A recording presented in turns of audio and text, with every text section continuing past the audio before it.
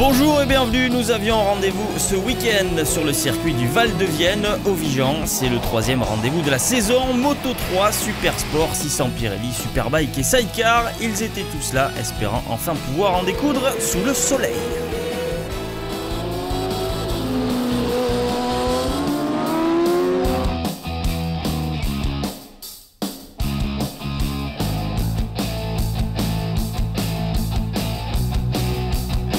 Et nous sommes donc en Poitou-Charentes, dans le département de la Vienne. Bernard Bonin, le président du Motoclub Val de Vienne, est très heureux d'organiser le Superbike pour la 4e fois sur ce circuit, un acteur économique important pour la région.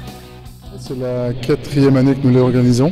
Donc c'est un championnat de France, avec une catégorie N, le Superbike, dans laquelle concourent des pilotes qui ont un niveau mondial. On a même des champions du monde d'endurance qui courent dans ces catégories, donc un niveau très relevé.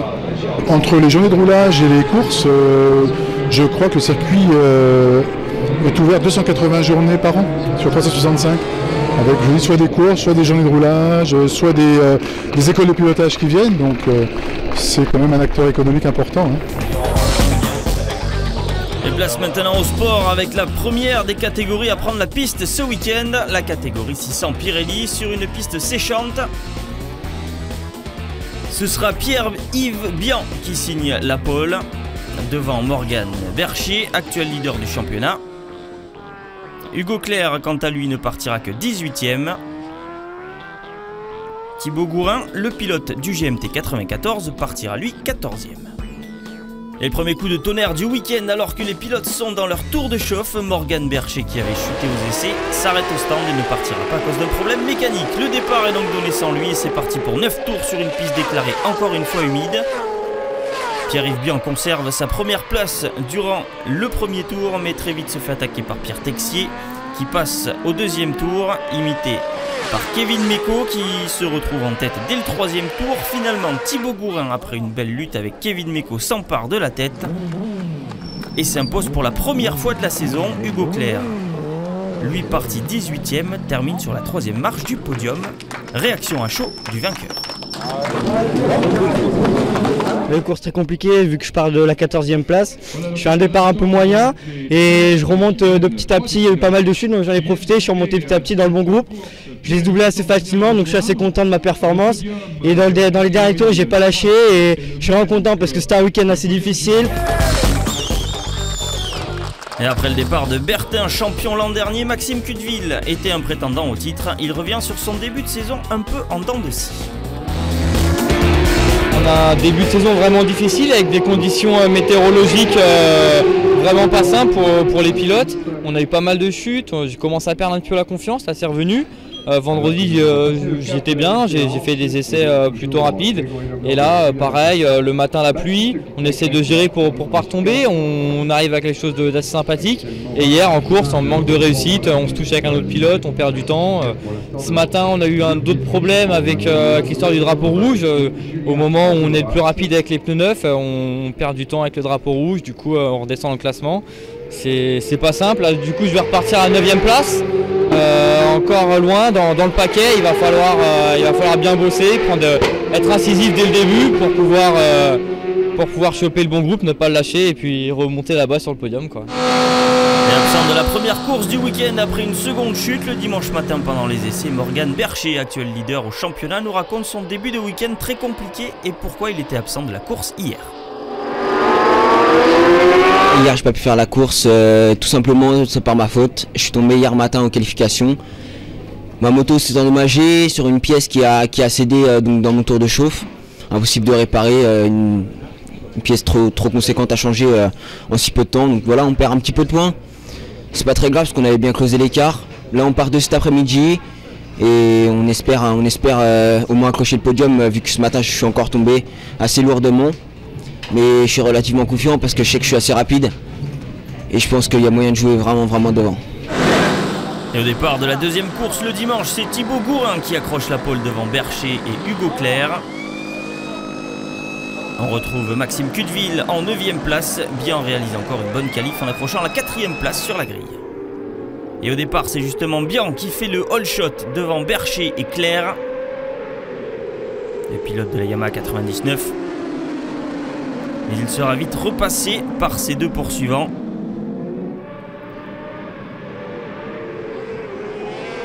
Bercher va alors repasser en tête au 5e tour. Mais cela ne va pas durer.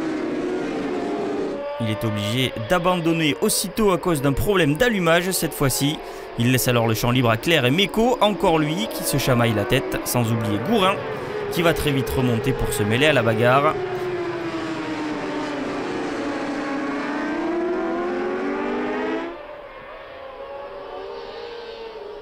Et Hugo Claire et Kevin Meko qui se chamaillent encore.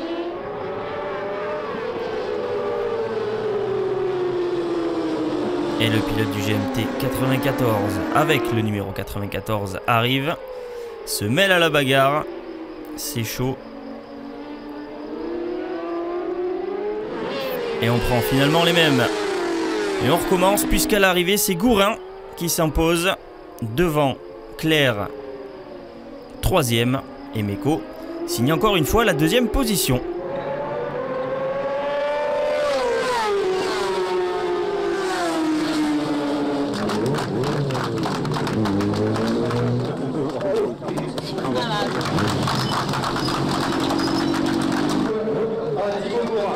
C'est le même podium que la veille. Sur le tableau, on voit donc que Thibaut Gourin a pris la tête devant Morgan Bercher qui perd beaucoup de points ce week-end. Et Pierre Taxi était blessé, n'a pas pu participer à la course du dimanche. Et passons maintenant à la Moto 3. Faisons un petit zoom sur un de ces jeunes loups aux dents longues et au talent plus que certains. Enzo Boulhomme, qui participe au Challenge de l'avenir, a eu quelques difficultés depuis le début de la saison. Très motivé, il est conscient que Christophe Arciro sera son plus grand rival cette saison. On a eu du mal avec les conditions, on ne savait pas si c'était de la pluie ou du sec, on avait beaucoup de mal avec ça. Puis bon, j'étais un peu crispé quand même hier dans les séries. Je me suis décrispé au fur et à mesure de la course. Ce matin, pendant la qualification, ça s'est pas trop mal passé, parce qu'on a fait quand même le 2e temps à 4 dixièmes de Arciro. Donc c'était vraiment bien.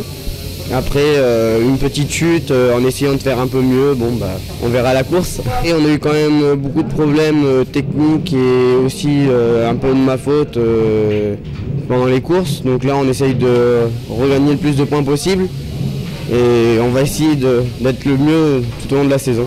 Moi, mon adversaire principal c'est quand même Arciro. Après sous la pluie il y a quand même des gens qui sont quand même vraiment bien comme Karl Croix, etc. Donc faut à voir. Et pendant les qualifs du samedi, justement un petit peu sous la pluie, Karl Croix, qui participe lui aussi au Challenge de l'avenir, est impressionnant malgré les conditions piégeantes. Il réalise le meilleur temps, tournant en 2 minutes 02, reléguant ses poursuivants à plus de 3 secondes 6.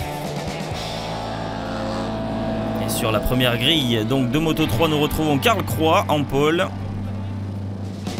Devant Christophe Arciro, tout juste revenu de sa Pigeauman, et le local de l'étape Corentin Brenon. La piste ayant séché, les pilotes partent en pneus slick. Mais une averse vient tout bouleverser pendant le tour de chauffe. Tout le monde chausse donc des pneus pluie et se remet en piste pour 9 tours. Et après un superbe départ, Karl Croix imprime un rythme terrible. Il boucle d'ailleurs le premier tour avec 4 secondes 5 d'avance sur ses poursuivants. Mais malheureusement, dès le tour suivant, il part à la faute, laissant la tête à Christophe Arciro. Karl Croix qui ne repartira pas. Christophe Arciro devant Brenon et Boulhomme. Corentin Brenon, le numéro 55. Devant Boulhomme, les 3 premiers assurent et finissent avec plus de 20 secondes d'avance sur leur poursuivant. Le vainqueur, Christophe Arciro, retrouve le moral.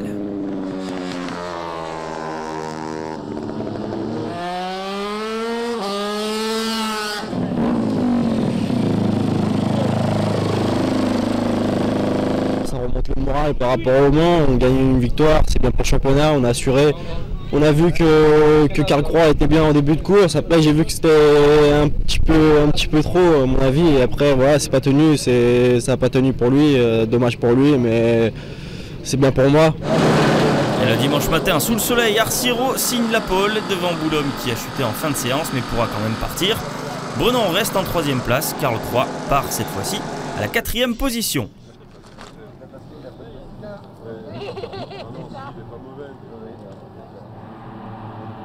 À l'extinction des feux, c'est Boulhomme qui prend le meilleur départ sur sa Honda numéro 125 devant Arciro et Brenon. Mais Arciro repasse en tête avant la fin du premier tour. Boulhomme reste second devant Karl Croix qui a passé Brenon. Arciro creuse l'écart avec ses poursuivants. Mais Boulhomme se retrouve donc isolé en deuxième position à près de 5 secondes du leader. Karl Croix assure sa troisième place cette fois-ci. Alors qu'il était quatrième, Corentin Brenon force pour revenir sur Karl Croix et chute sans gravité heureusement dans le 10e tour, mais ne pourra pas repartir. Les positions ne changeront pas. Arciro signe donc un doublé devant Boulhomme et Karl Croix. Et au classement général, Christophe Arciro est donc largement en tête devant Karl Croix et Christophe Brenon, égalité avec 56 points.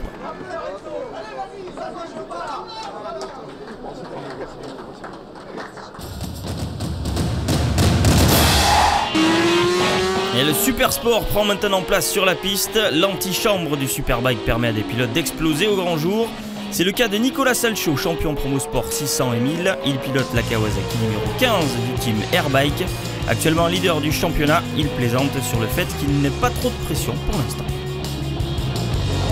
La pression, hein, comme on dit, c'est dans les pneus, mais non, oui, la moto, bon, c'est pas exactement la même. Hein. Moi, je n'ai pas un statut de pilote officiel, mais bon, on a une bonne moto, donc ça, c'est le plus important.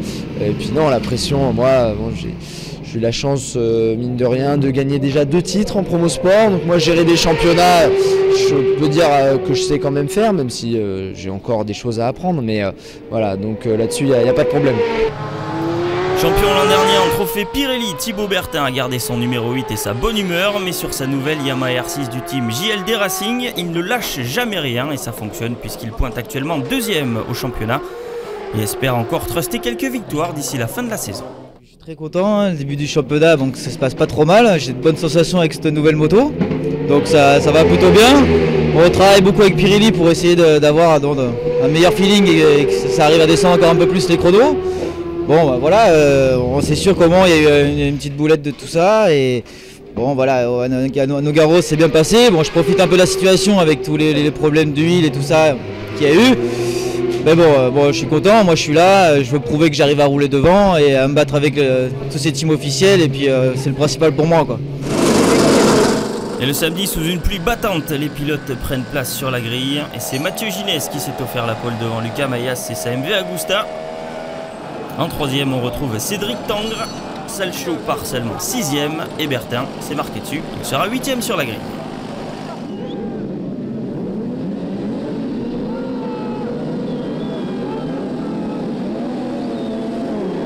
Et au départ, un petit peu hésitant pour tous les pilotes, c'est finalement Ginès qui conserve sa première place devant Kevin Longaret qui partait 4e. Et il devance Mayas et Bertin qui a gagné 4 places dès le départ. Longaret et Ginès s'envolent en tête avec 3 secondes d'avance sur Mayas. Le pilote de la MV Agusta qui a du mal à suivre le rythme.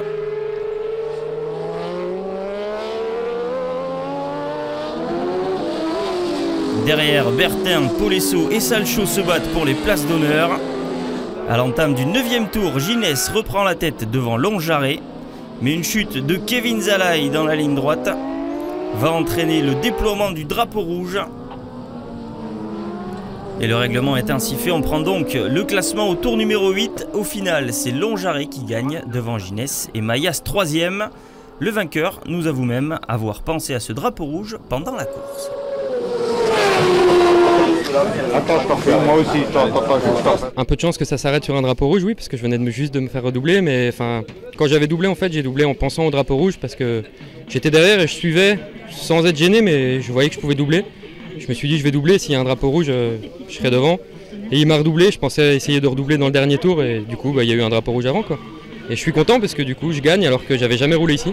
C'est la première fois que je viens au Vigeant, donc je suis content. Et pour la course du dimanche, le soleil est au rendez-vous depuis le matin. C'est encore Mathieu Ginès de la Dart Dog Academy qui est en pole devant encore une MV Agusta, mais celle de David Perret cette fois-ci. Nicolas Salchaud termine cette première ligne.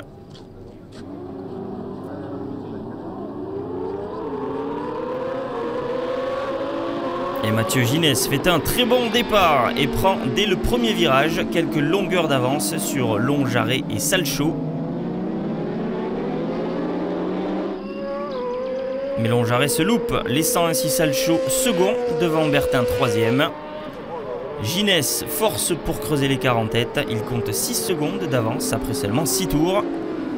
Il est aidé par une bagarre derrière lui, entre Bertin et Salchaud qui se battent pour la troisième place. David Perret se mêle à la bagarre au podium, ce qui favorise encore un petit peu Ginès qui n'avait pas besoin de ça. Ginès s'impose avec 5 secondes 2 d'avance.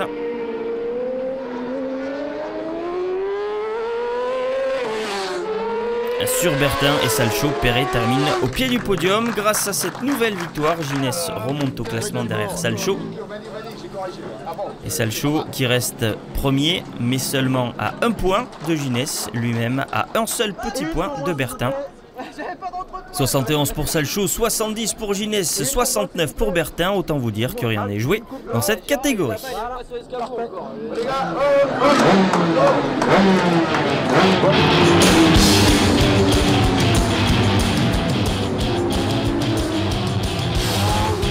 Et la catégorie Rennes accueille ce week-end un invité de marque. Greg Black, un pilote invité qui roule en championnat du monde d'endurance, est venu en tant que voisin se mesurer au plateau de l'élite française.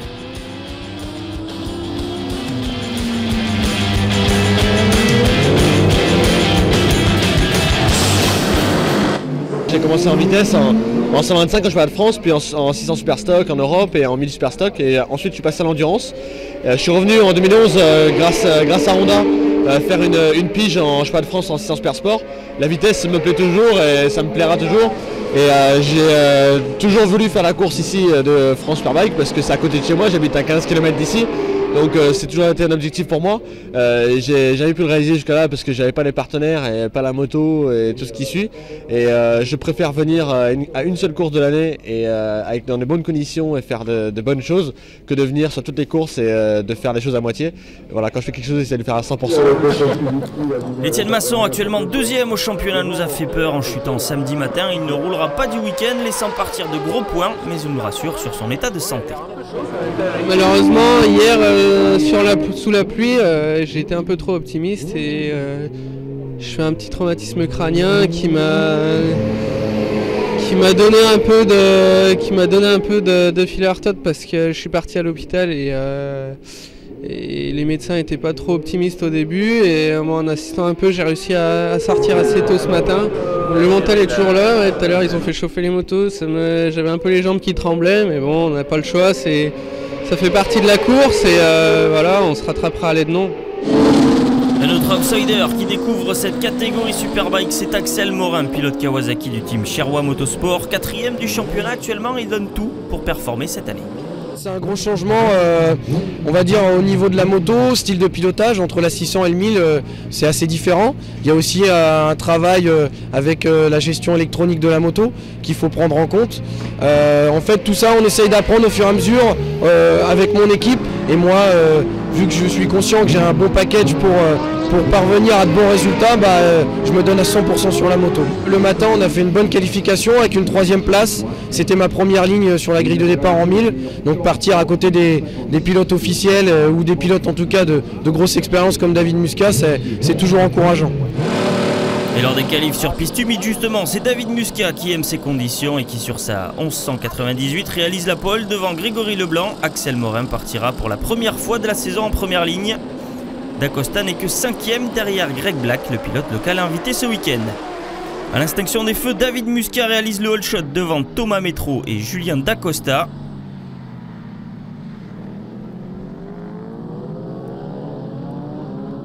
Grégory Leblanc a failli perdre l'avant et a perdu pas mal de place, et Dacosta voilà une chance de reprendre des points au championnat. Il passe Métro pour la 2e place. Stéphane Pagani est toujours le seul sur la Panigale et sera aussi le seul à partir avec un vrai slick à l'arrière. Pari risqué en début de course, il est à la traîne. Au 4e tour, Musca casse son moteur, D'Acosta se retrouve donc en tête, mais la direction de course décide de faire sortir le safety car pour vérifier l'état de la piste. Cela permet donc à Leblanc de remonter, mais cela sèche aussi la piste. Et D'Acosta était parti en pluie et va détruire ses pneus, alors que Leblanc lui a fait le bon choix. D'Acosta se retrouve en délicatesse, alors que Grégory Leblanc, lui, voit ses performances accentuées. Pagani, lui, est heureux de ce choix et du fait que la piste est séchante. Il terminera donc 11e au final. Devant, c'est encore une victoire de Leblanc. D'Acosta sur sa Suzuki termine 2e, devant le pilote invité du week-end, Greg Black.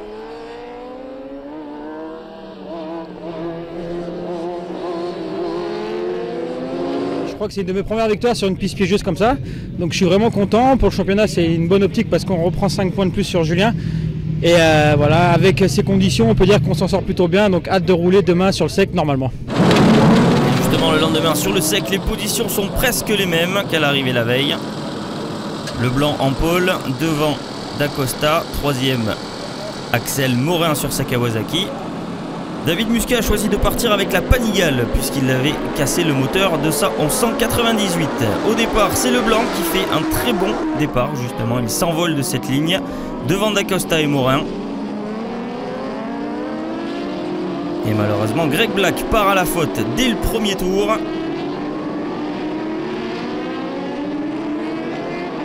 Et dans le tour suivant, quasiment au même endroit, ce sera au tour de David Musca de jeter l'éponge. La Panigale n'était pas prête. Dépité, David Musca qui perd de gros points au championnat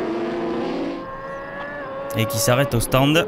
Leblanc prend alors le large devant D'Acosta et Morin, solide 3e. Et c'est à ce moment-là que Greg Black débute sa remontée fantastique. Parti avant-dernier. Il remontera sur les pilotes de tête.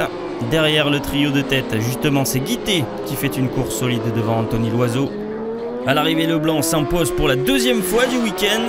D'Acosta termine 2e sur sa Suzuki à 15 secondes 8 d'un Axel Morin, ravi de sa progression durant le week-end. L'objectif est atteint, on a beaucoup travaillé durant le week-end de course avec mon équipe chez Motorsport pour pouvoir être performant. On y arrive en fin de week-end, donc j'ai envie de dire c'est une journée au top pour moi, c'est ma première année en Superbike, donc voilà, c'est parfait, je suis content et pourvu que la progression dure.